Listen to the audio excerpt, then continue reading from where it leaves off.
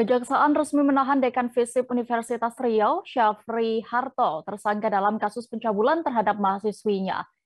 Syafri Harto sudah mengenakan rompi tahanan kejaksaan berwarna merah saat ditahan pada Senin 17 Januari 2022 lalu. Tersangka berikut barang bukti diserahkan penyidik Polda Riau selaku pihak yang menangani kasus tersebut. Informasi lebih lengkapnya akan disampaikan oleh Rizky Armanda, jurnalis Tribun Pekanbaru yang kini sudah bergabung bersama kami. Halo rekan Rizky. Ya, halo Dea. Ya, bisa Anda ceritakan bagaimana detik-detik atau proses penahanan terhadap tersangka dan juga proses hukumnya selanjutnya? Ya, baik. Dapat saya laporkan bahwa memang jaksa secara resmi telah menahan Dekan Visip Unri, Syafri Harto, yang merupakan tersangka dalam kasus dugaan pencabulan terhadap mahasiswi. Penahanan dilakukan setelah sebelumnya dilaksanakan proses tahap 2 atau penyerahan tersangka berikut barang bukti dari penyidik kepolisian kepada jaksa penuntut umum. Proses tahap 2 sendiri dilaksanakan di kantor Kejaksaan Negeri Pekanbaru pada hari Senin kemarin sekitar pukul 11 waktu Indonesia Barat.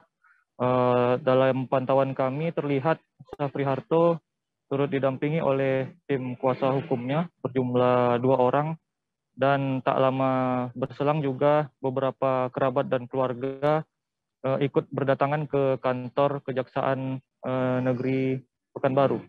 Setelah dicek kelengkapan administrasi berkas dan juga syarat formil dan material telah lengkap, maka selanjutnya tersangka digiring oleh jaksa ke dalam mobil tahanan untuk dibawa ke rutan Polda Riau, dan tersangka akan ditahan selama 20 hari ke depan.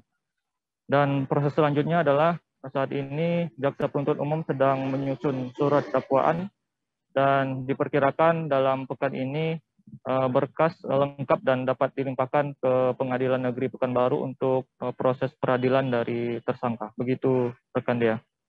Ya, lalu adakah komentar dari tersangka atau kuasa hukum oknum dekan ini? Mungkin seperti penolakan terhadap penahanan ini, Rizky?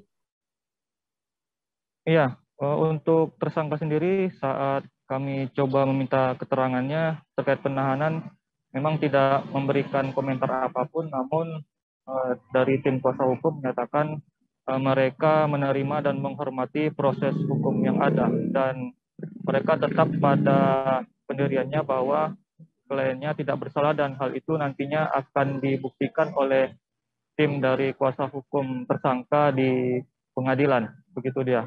Memang sempat dari pihak tersangka ini mengajukan permohonan penangguhan penahanan, namun berdasarkan pertimbangan dari jaksa penuntut umum, akhirnya permohonan penangguhan penahanan tersangka ini ditolak oleh jaksa. Begitu.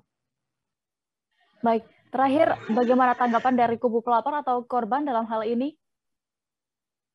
Ya, kuasa hukum pelapor atau korban dalam hal ini Lembaga Bantuan Hukum Pekanbaru mengapresiasi langkah dari kejaksaan untuk menahan tersangka, karena sebagaimana yang diketahui bahwa selama proses hukum di kepolisian, tersangka tidak ditahan dengan berbagai macam pertimbangan, dan pihaknya menyatakan ini belum berakhir dan berharap nanti tersangka bisa dihukum seberat-beratnya karena sudah melakukan kejahatan yang dinilai kejahatan luar biasa. Begitu. Baik, Tribuners, terkait hal ini kami tampilkan hasil keterangan dari Kepala Kejati Riau, Jaja Subagja, berikut liputan lengkapnya. Sesuai dengan SOP aturan yang berlaku, nah, sekarang terdakwa ini sudah ditahan. Tahan di mana Pak Kadiri? Di Polda. Sudah jelas kan? Apa lagi? Masalah penahanan kan ada kewenangan masing-masing. Kita ini berdasarkan pasal 20 ayat 2 dan pasal 21 ayat 1 ayat 2 bahwa dalam penuntutan ya kejaksaan juga berwenang melakukan penahanan. Begitu juga pasal 21 karena sudah cukup alat bukti ya, dan syarat formil dan terpenuhi, dikhawatirkan menghilangkan barang bukti, dia juga mempersulit persidangan, ketiga juga untuk jangan sampai mengulangi perbuatannya. Ketiga, kan para wartawan tahu dia itu figur kan, ya seharusnya seorang dosen, seorang dekan itu sebagai role model, memberi contoh bagi dunia pendidikan maupun bagi siswa pun maupun masyarakat. Nah, yang terjadi ini kan begini, sehingga kita lakukan penahanan. Nah, itu kalau penolakan haknya dia. Terdakwa ini, karena ini udah tertua terdakwa ya. Kalau tadi, nah ini tersangka atau terdakwa ini haknya mempunyai hak menolak.